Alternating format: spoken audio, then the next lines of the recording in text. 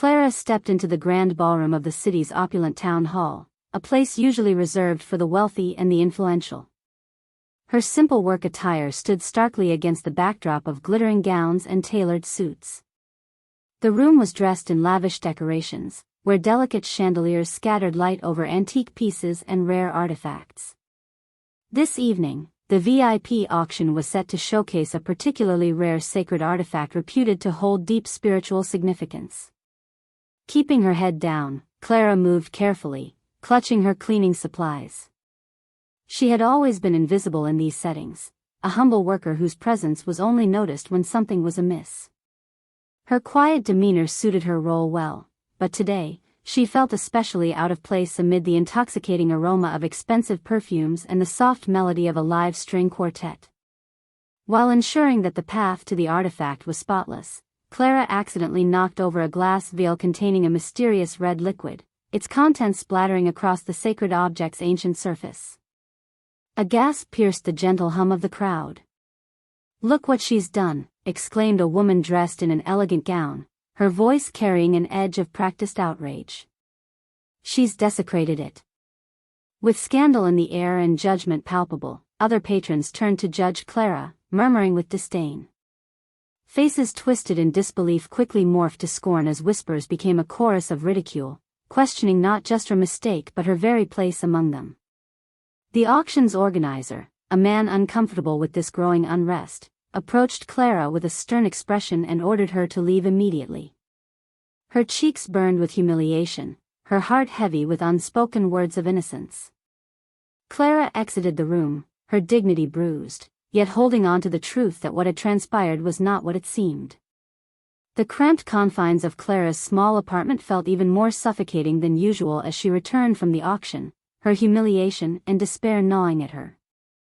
The echo of disapproving voices from the grand hall followed her like a shadow, each whisper replaying in her mind with unforgiving clarity.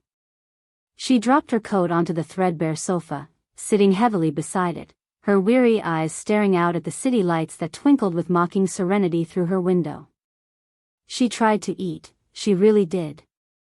The modest meal sat on the table barely touched, slowly going cold. Clara's appetite had vanished along with her peace of mind. The hot tears that she had managed to hold back during her walk home now broke through, leaving trails of salt on her cheeks. There was no one around to witness her pain, no kind words to soothe the sharp sting of public disgrace. Her hands trembled slightly as she recalled the scorn in their eyes, the finality of their judgment. They didn't see her, they never did. To them, she was just another faceless worker, an expendable cog in the well-oiled machine of their elite circle. Lying in bed that night, sleep refused to come. Instead, memories flared, unbidden and relentless. Once upon a time, she envisioned a different life for herself, a life full of art and passion. She had been a promising art history student, life brimming with potential. Her professors praised her insights and her deep appreciation of art's nuanced layers. Her future seemed bright. But then her mother fell ill, the once vibrant woman succumbing to a relentless illness that slowly consumed her life and their finances. Clara had to abandon her studies, her dreams placed on indefinite hold as she stepped up to care for her mother. Those months blurred into long days of tending and soothing, punctuated by the sterile smell of medicine and the constant weight of worry. Determination became her solace, and through sheer grit, she did what she must to provide for them both. It was an uphill battle, far removed from the halls of academia, and yet it was a decision she never regretted. Love wasn't easy, but it was worth any sacrifice. When her mother finally passed, an emptiness settled in, deeper than anything she'd known. The vibrant world she longed to be part of slipped further away as bills mounted and necessities left little room for anything other than survival. Cleaning offered a lifeline, a simple, honest way to make ends meet. The jobs she took, often in prestigious places, felt like stepping stones back into the world she had once passionately studied. Clara worked tirelessly, never letting the heaviness of her heart show. She navigated the looks, the silent judgments, and the occasional kindness with an air of professionalism. To her, every moment spent cleaning was a tribute to her mother's strength, Every sparkle brought to a surface a whispered promise not to lose herself entirely. In that auction room, as humiliation consumed her, it was this past, this journey that amplified her pain. The fear that she might lose this job and the respect she had fought so hard to earn sat within her like a coiled spring. Her mind drifted again, exaggerating the mortifying replay of earlier events. In their eyes, she saw the void she felt about her own invisibility, an unforgiving public casting shadows over her fighting spirit. Yet, amid the bruising reality and the haunting spirals of her thoughts, a flicker of resolve stirred. Clara had not climbed this far only to be cast down by baseless accusations. She felt the stirrings of something rare, a determination to clear her name and reclaim her sense of dignity. Despite the lowly role she played in their world, she was more than what they saw. She was a dedicated worker, sacrificing her own dreams for the dreams of others, and the truth needed to make itself known. With daylight approaching, Clara sat by the window, the city's morning hum gaining rhythm. Eyes distant but thoughts racing, she knew that clearing her name was essential, not just for the preservation of her job, but for herself. The injustice of what had happened ate at her. She needed to prove her innocence not just to those who judged her, but most importantly, to herself. The auction incident was not her doing, and she knew this deep down. As the first light kissed the horizon, Clara resolved to face the upcoming day's challenges with renewed vigor. The road to reclaiming her dignity might be fraught with further humiliation or closed doors, but she was ready to face it all with the same resilience that had brought her this far. After all, those dreams that seemed so distant were still hers, if only she could summon the courage to reach for them once more. And so, as she set out to wrest her name from the clutches of undeserved blame, Clara carried with her the weight of past sacrifices and the hope of future redemption. The days passed slowly, and Clara found herself haunted by the incident at the auction. Each morning, she awoke with a pit in her stomach, dreading the possibility that her job might have been lost for good. Although she hadn't received any official notice, the silence felt ominous. Invitations to return to work hadn't come, and her attempts at reaching out to her employer were met with vague assurances that things were being looked into. It was on one of these restless mornings, while she sat at her small dining table nursing a cup of tepid coffee, that a memory flared brightly. Unbidden, it pulled her once more into the midst of that chaotic evening. She remembered standing at the edge of the sacred artifact's pedestal, cleaning supplies in her hands, when she noticed something peculiar. Though the glass vial spilled upon it initially, the vivid red streaks had seemed to emanate from within the artifact itself, deepening and spreading even after she had swabbed the surface. Could the artifact be reacting chemically? Clara wondered, her training in art history reminding her of potential organic compounds in ancient relics. But why would someone deliberately spill the vial at all? Driven by the gnawing need for answers, Clara decided to return to the auction house. Her hope was slim, but recalling the cooperation of some of the staff who had always treated her kindly, she thought she might at least get a chance to understand what really happened that night. When she arrived, the familiarity of the setting brought both comfort and anxiety. Clara approached the frosted glass door of the manager's office, knocking softly. The manager, a stout man with sharp eyes, opened the door, surprise registering briefly on his face before it was replaced by a wary neutrality. "Clara," he began, his voice holding a professional apprehension. "How can I help you?" She swallowed hard, determination fueling her otherwise nerve-ridden words. "I believe there's been a misunderstanding. I need to review the event footage, see if there might have been something I didn't notice that evening." The manager paused, the weight of bureaucracy pressing upon him. "I'm afraid I can't authorize access to any of our records. We must uphold our privacy policy, especially after such an incident." The dismissal stung, an icy reminder of her position outside the layers of privilege and influence. But Clara wasn't ready to give up yet. Stepping out of the manager's office with disappointment sitting heavy on her shoulders, Clara's thoughts were interrupted by the familiar voice of Michael, a night security officer she'd known during her shifts. He was a genial soul, often conversing with her during his rounds when the halls echoed with silence. "Clara, he grinned, "Didn't expect to see you around." Encouraged by his warmth, Clara shared her plight in brief, cautious tones, explaining her need to clear her name. Michael listened attentively, then glanced around to ensure their privacy. "You know," he mused with conspiratorial kindness, "I might be able to help. I remember that night was a bit hectic." He led her discreetly into the dimly lit security control room. Clara's heart pounded as the monitors flickered to life under Michael's deft controls. They found the footage of the auction night. Clara's breath caught as the scene replayed in stark clarity, the guests milling around, the artifact gleaming under lights, and the assistant who had been stationed nearby, hands shivering slightly as she unclenched the vial deliberately, letting the liquid spill. "Stop," Clara pointed. The footage held clear evidence of a deliberate act, the assistant's guilty eyes darting nervously.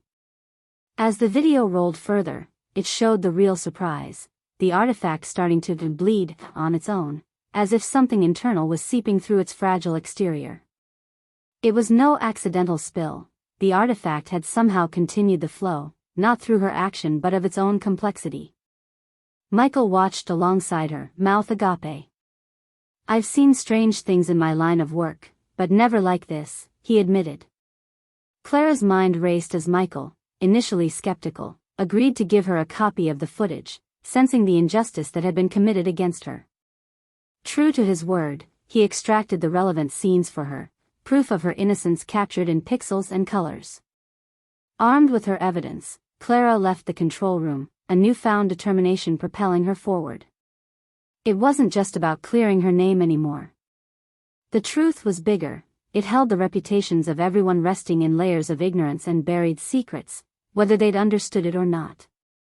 Back in her apartment, Clara traced a finger across the edge of the video recording device, thoughts crystallizing into concrete plans.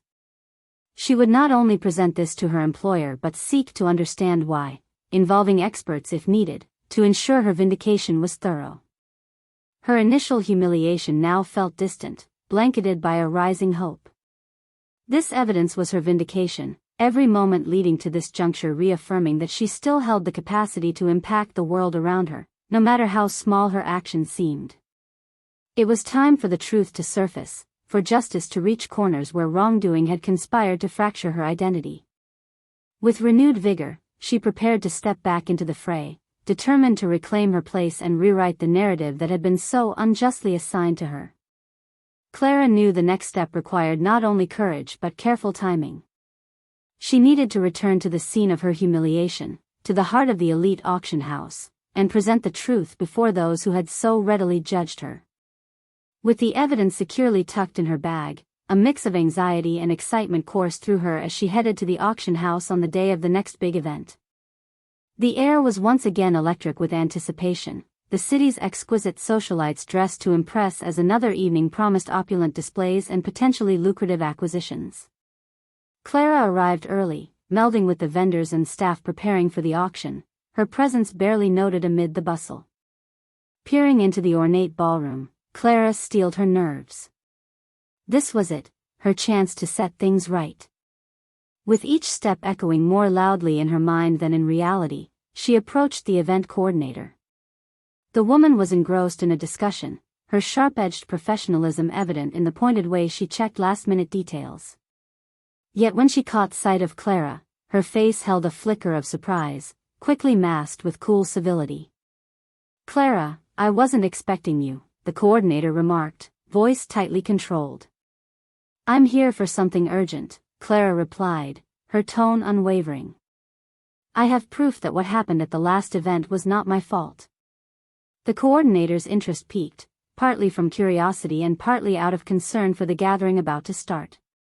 Clara quickly explained the evidence she held, her words carrying the weight of both relief and restrained frustration. The coordinator agreed to give her a few minutes before the auction commenced, undoubtedly driven by the fear of another potential scandal. As the crowd filled the grand hall, Clara waited at the edges, her heart a metronome of apprehension. The elegant mirage of clinking glasses and echoing conversations surrounded her, but she stayed focused. When finally ushered onto the stage, she felt the sea of faces turning her way, curious, aloof, some even mocking. "Ladies and gentlemen," the coordinator announced from a stately podium, her voice commanding attention with practiced ease. "Before we begin tonight's program, there is an issue from our last auction that requires clarity." Clara stepped into the spotlight, acutely aware of the multitude of gazes burning into her. Taking a deep breath, she began to speak. "Many of you were here during the last event, and are aware of the incident involving a sacred artifact." Her voice strengthened as she continued, "And I stand here today to say that what transpired was not my doing." The revelation was met with an undercurrent of murmurs. She quickly recounted the incident, the buried details resurfacing in her retelling, steering the audience through her account before presenting the critical footage. The room silent, Clara's evidence filled the screen behind her, the assistant's deliberate spill, the artifact's own uncanny bleeding. Gasps erupted across the hall as viewers registered the truth, the crowd now grappling with a new narrative. The assistant featured in the footage turned a ghostly shade, caught entirely off guard. Rumors had circulated, speculations aplenty, after the original scandal broke. Now the audience partook in a collective intake of breath, a shared disbelief. Meanwhile, Clara stood with a renewed sense of dignity, the recording amplifying her vindication. Experts, opportunely present for the evening's auction, congregated to the artifact. Their examination, visually verified via cameras linked throughout the room, showed a naturally occurring chemical reaction inherent in its makeup, proving Clara's unintentional innocence. The impromptu presentations corroborating Clara's story cascaded among the attendees, their initial judgment replaced by expressions of agitation directed not at Clara but at the still shadowy false accuser trembling near the periphery. Realizing the growing hostility, murmurs swirled louder yet, directed accusations rippling like wild seasickness. The coordinator, now complicit in listening to Clara's revelations, moved to settle the audience's growing restlessness. Apologies whispered and spoken echoed promises to investigate internally, to own mistakes, and a fragile peace took tentative root. The accused assistant, still spotlighted within the footage, attempted a feeble apology, finding themselves swept along the way. Delight in their downfall was distasteful, to Clara at least, but divine justice demanded its balance. Those that sought her ruin now faced theirs, whether in deposed dishonor, crumbled trust, or lingering doubt. Finally, the auction's harmonious overtures re-emerged, leave-taking the pandemonium stirred by Clara's honesty. As Clara stepped down from the stage, the judgmental stares had become flickers of curiosity, several sympathetic glances piercing the air amid muted applause.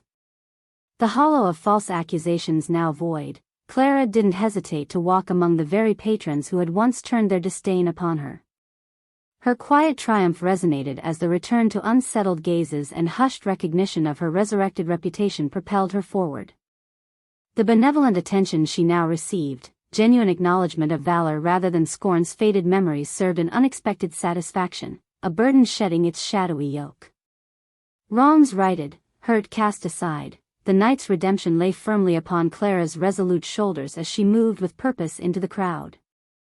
As the night unfolded following Clara's astounding return to clarity and vindication, the atmosphere within the auction hall shifted.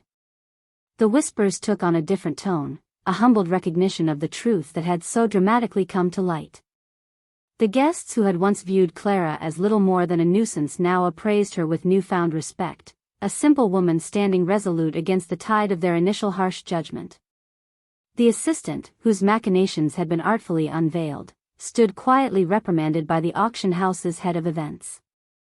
Facing imminent dismissal, with the scandal attached to her name, the assistant knew her career within these circles was tarnished, if not irrevocably finished.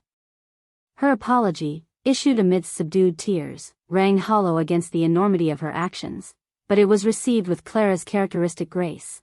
Nonetheless, Clara had no pity left for willful deceiver. In this hubbub of emotion and revelation, the auction continued, albeit with occasional disjointed attention from those more interested in discussing Clara's triumph. Even as the hammer fell loudly with each sale finalized, murmurings about the day's events surfaced in reverberating flares of conversation. Soon after, the host approached Clara directly, steering her gently towards a quiet corner of the commodiously lavish ballroom. There, the humbled organizer expressed heartfelt contrition for the misjudgment cast upon her, his regret as tangible as the fine-spun lines across his distinguished visage. As he offered her an official return to her job with a deserved promotion, Clara contemplated, the choice before her clear yet unsurprising. But perhaps more impactful was the unexpected recognition from a prominent art collector present that evening, evidently impressed by Clara's unwavering moral center and adept handling of the situation. He proposed something entirely different, a return to academia. Already having heard of Clara's academic background from impressed whispers, he pledged financial support for her to resume her art history studies. The offer, profound in its generosity and thoughtfulness, left Clara momentarily speechless. Finding equilibrium within herself amidst the magnanimity of the moment and the personal triumph she had forged in solitude, Clara graciously accepted the collector's proposal.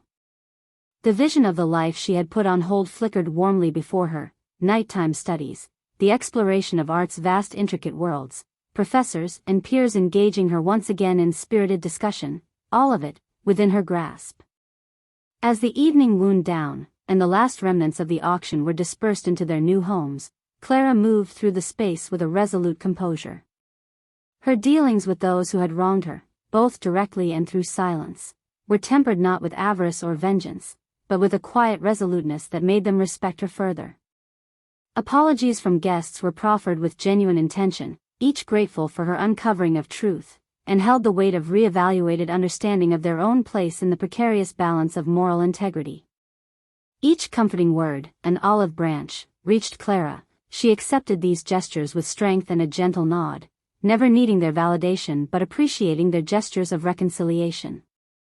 She walked through the departing crowd, her footsteps firmer now, no longer tentative whispers against parquet flooring but confident strides, each echo affirming her transformative path. When she reached the grand exit of the auction hall, Clara paused, casting a glance back to where her unexpected journey began. As she stood beneath the room's grand archway, the exquisite chandeliers above cast refined artistry against polished surfaces, now seemingly gentler in luminescence, she realized this world, so opulent, often harsh, had seen her vulnerability but would remember her strength. Exiting into the soft embrace of night, Clara's gaze turned upwards to a sky spangled with stars reminiscent of the cultured brilliance she owed so dearly. Her thoughts wandered through plans and possibilities, academic challenges ahead, the spiraling delight of knowledge and discovery waiting just around the bend. The fervent hum of city life surrounded her, yet within, Clara felt a calm clarity, the freedom that truth and integrity had bestowed upon her. The journey renewed, her passage to personal renewal not merely sought but forged in the kiln of adversity, she stepped into this new chapter of life. Every step beyond the great hall of past misunderstandings led her towards the unseen masterpieces in her life's gallery, curated by resilience, ingenuity, and resolve. This day, Clara's world had been recalibrated, her path no longer shrouded under society's prejudices but illumined with enduring respect. This simple woman, who had once traversed the shadows of their judgment largely invisible, walked onward now embraced by the light she had proven to deserve. And with each future that unfolded, her own existence became as richly woven as the narratives she hoped to study, her courage composed into a vital testament to truth, hers, and every radiant echo beyond.